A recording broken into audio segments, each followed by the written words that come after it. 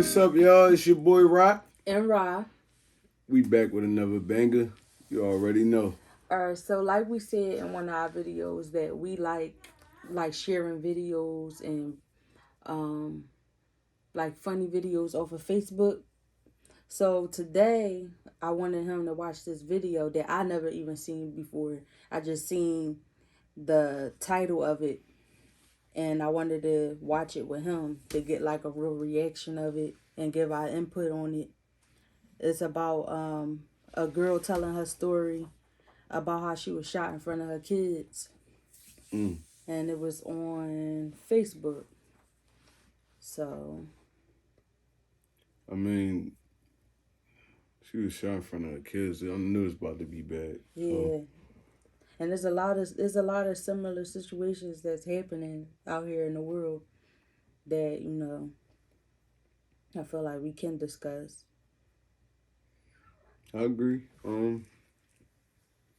It's bad, especially the city we live in. It's like kids getting younger and younger. And then women.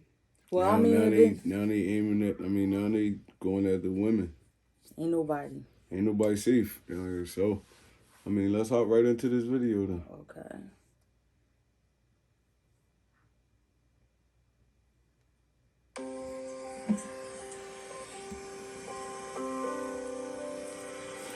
We were a regular family. Me and Eric, my daughter, and the baby, who was 7 months at the time. It was a normal Saturday. Eric and I had woke up. We started to clean the house. After we cleaned, we decided... I just wanted to point out, like, you seen her scars. Yeah, you can see, like, the bruises, like, her face, her neck. It's like it's a bullet hole in her neck. And she pretty. I'm thinking that's probably like a treat or something, like, you know, the breathing tube. Oh, probably a treat, from here. But, yeah, and she pretty, too. I mean, she's still pretty, but, you know. Yeah, that's bad. All right. To run some errands. We gathered the children. We put them in the car. We decided to come back home so Eric could get ready to... One more thing. No, they live in Chicago. Yep, that's what I was about to point out. In this Chicago. Chicago and Philly, like, basically similar. I think Chicago a little worse. I don't know. They kind of up there now with all this. I mean, Chicago got a lot of gangs and stuff. Yeah, I heard Philly don't really do. have gangs. I heard Philly do, like, back in the day. I heard they did. I don't know. But Nah, not. Like, now, it's not gangs. It's just, like, neighborhoods, blocks. and mainly that's what it is in Chicago. Gangs all like associated with a block, a neighborhood.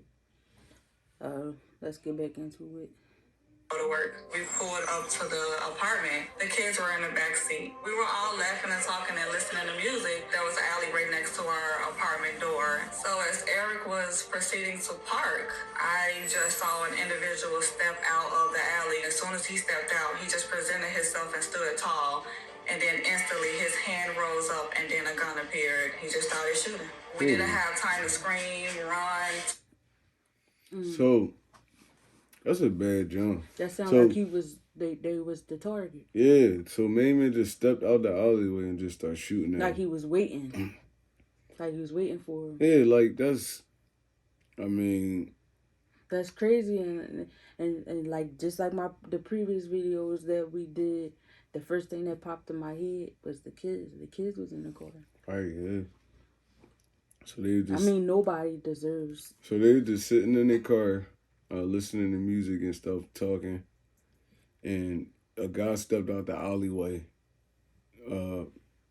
pulled his gun out on him and just start shooting at him. And they didn't have time to exit the car, run, scream, none of that. The shooter shot up the car over 16 times. I immediately tried to jump in the backseat to cover my children. All I heard was windows breaking, glass shattering, kids screaming, just pow, pow, pow, and it would not stop. As the bullets were going, I was just like, in my head, why? And trying to cover my kids and then thinking about what was Eric doing. I began to see blood in my lap and I didn't understand why there was blood in my lap. I was shot 3 times. I was shot in my face and half of my face was hanging. And I was shot at my behind hit my private area and came out my other leg. And then my thumb, I didn't know I was shot as many times as I was. Sheesh. So it says her boyfriend was shot 13 times. 13 times. Wow, like this. I remember back in the day,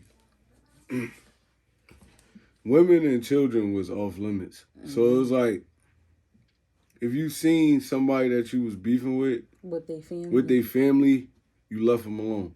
Catch them while they by themselves. But it's not like that no more. These Whenever youngers, I see you. yeah, they don't care. These youngers that come up and shoot you while you got your kids in your hand. Walking down the street holding your son, and they walk up and shoot you. So it's like, this is bad too. And the dude got shot 13 times, and them kids was in the car. Right. It's like, they didn't give a F who was in their car. They didn't. His hair was hanging, blood was coming from his nose, and I think I just blocked the whole world out at that moment and just stared at him. I couldn't move, I couldn't scream. One more thing. Can you imagine sitting there and, like, it's just, like, I can just imagine how she feel right now. Like, it's just unreal. I know she didn't have time to react. None of that. Like, it's just, I know it felt unreal. Like, she just had spent the whole day with her man, her boyfriend, her kids, and she thinking she about to bring groceries in the house, probably cook for them and stuff like that. And somebody just hop out of an alleyway and just shoot your car up. Hey, yeah, you never know, man. Gotta make sure you tell your loved ones you love them as often as possible, because you never know. You'll be here tomorrow, they'll be gone. You never know. Neighbors came running to our aid. They snatched my babies out the back seat. Two gentlemen were trying to get Eric to wake up. They kept shaking him, and he would not wake up.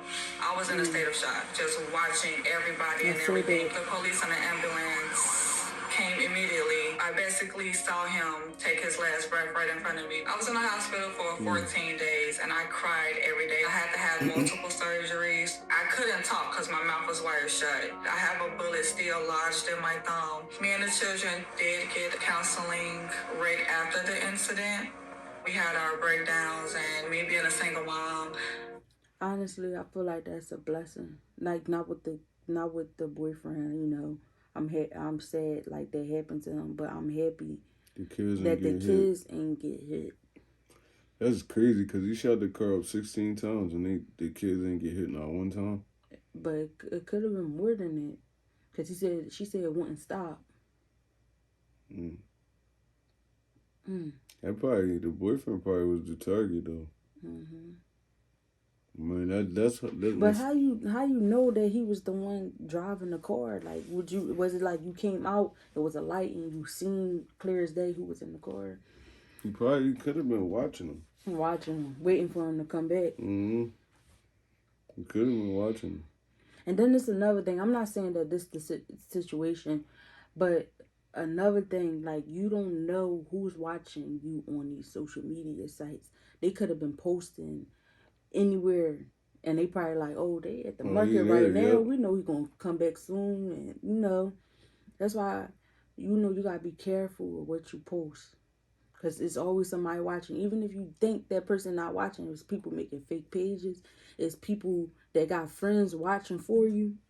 Like, it's always something. Yeah, that's how a lot of the beef getting started now on social media. People be moving out loud. And even that, everybody got a voice. Yep. It's like it's people that you see and they be like quiet as a mouse, but they be loud as hell on social media. And then, like she said, you telling people, every move is you easy access. Like I said, I'm not saying that's the case with this story, but that's how some. A lot of it, that's how it go down here. More than half of it be social media beef. Right. We just decided to just talk and express our feelings. Words can't explain the pain that a mother sees in her kids' eyes and how they fall to the ground and know that daddy isn't going to be here no more. And he was Oh, they arrested. caught him.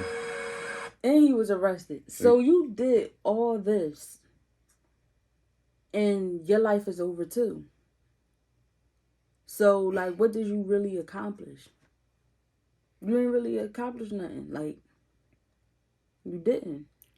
Like I tell all the younger guys that I talk to down here, I mean, it's easy to pull a trigger. It's easy. Like, I mean, anybody could get a gun nowadays. I mean, anybody capable of killing. But it's the aftermath of it. Mm-hmm. I mean, even if you don't get caught, that's gonna haunt you for the rest of your life.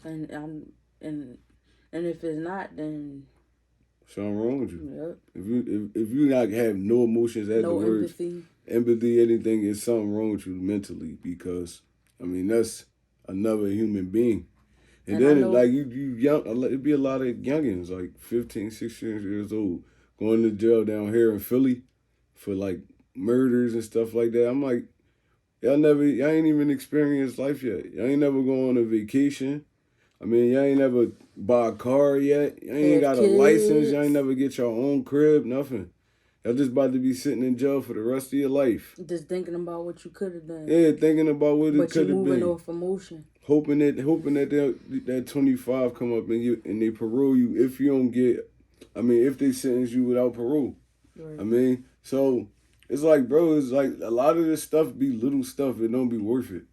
Right. Man, you could just easily, like, you could walk away from certain stuff. Mm-hmm. But once you get to that point, it ain't no turning back. Mm-hmm. So y'all just gotta be prepared. You gotta be prepared and just don't do it. It's like, it's stupid. Right. Couple months afterwards, the police and the detectives were trying their best to get people to talk, but I was tired of sitting and nothing was happening. I just got up and printed out flyers, asked in the neighborhood. Someone did text me his Facebook information. That's I was able to say yes, that's him. I identified him, but can someone give me an answer as to why? Was there an argument? Did anybody know anything that was going on? It's been 5 years and I still have no answer as to why that person did that to us. Trial should be coming up in November. Guns are not good if they're used incorrectly, so just talk it out, get help. I just thank God every day that I am not paralyzed. I'm still able to walk and talk and take care of my children. Mm-hmm. I was given another chance at life, so I know I have a purpose to spread awareness, to spread positivity, and to say keep going. Mm-hmm. This is my survivor story. What's yours? Yo, what I liked about this video is, after all that she been through, she had the courage to put her face back on camera and, I mean, discuss that time in her life. I know it took her, she said it been 5 years. I know all 5 of those years was a struggle, and she's strong for even getting back on getting on the camera and, I mean, telling us her story. No, she's strong for going to go look for his killer. That too. She put herself out there for doing that. She's strong. Like, just keep pushing through, sister, like you. I mean, you done made it this far. Mm-hmm. I mean, I know your partner not here no more for the kids and stuff like that, but it's like, just be glad that you here. Right, to be there for your kids. Be here for your kids, because if they would have lost both of y'all that day, it would have been even worse. I feel like that was a blessing that nothing hit her kids. Yeah, like somebody threw 16 and shots in your car. And then you never know, like even because she was covering them, so she don't know, like maybe he was trying to protect them too, and he took most of them on, you know. Right. You never know. I don't know. It's just, that story was sad. And the only reason I didn't, like, I usually share videos with you. I usually share stuff with you. You share stuff with me. But I felt like this was something that we needed to really talk about. Right. Too. And I'm happy I didn't watch it I'm happy I didn't watch it before we watched it just now. Yeah, but that situation sad. It is. It's like that could have, so many other things could have went wrong. It could have been all of them. I know somebody died and somebody got shot, but it was, them babies was in the back seat. Mm-hmm. Somebody threw 16 shots in your car. 9 times out of 10, nobody surviving. Right. We're like, but yeah, man, God blessed her. I mean, she's still here. I know she I'm probably. happy, and you know another thing, I'm happy that she got help for her kids, because the way like the black community is that they teach their kids, they teach the black community, the black men, you know, specifically, that they gonna have to learn to get over them emotions. They have to learn to deal with them on their own. Like, even though, like, you get what I'm trying to say, right? I get what you're trying to say. Like, she did her job by getting help for her kids, because who knows how they would have ended up. And then she did her job by searching for the killer. Like, say, I see she had a son. Say if the son grow up and he just become shot out. Like, he just shot out. He just, yeah.